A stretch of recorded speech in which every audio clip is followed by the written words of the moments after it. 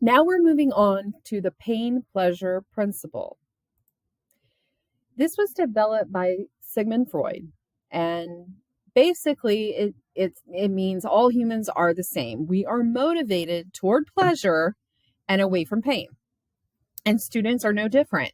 They will make decisions that get them closer to pleasure while further from pain or conflict or fear. The intensity and consequences of these choices will determine how students make their decisions.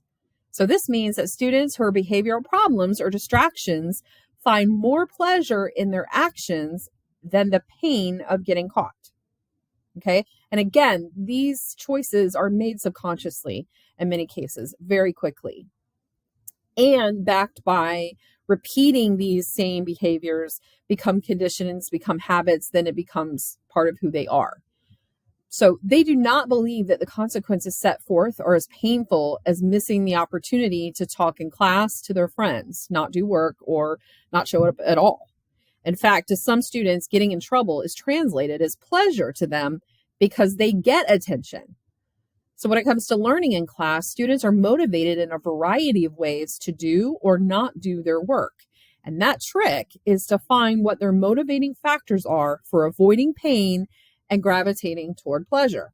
Then you turn up or down those consequences as necessary. And I want to make a point that you as a teacher, we as teachers need to be ready and willing to turn that knob up or down. And that means follow through. What you say, you do. Right?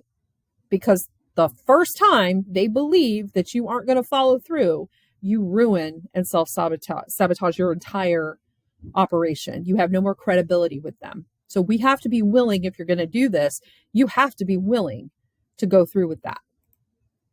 So this is where leverage comes into the picture, right? Creating an opportunity for leverage allows students to understand that for everything they want, they must give something back to get something they want.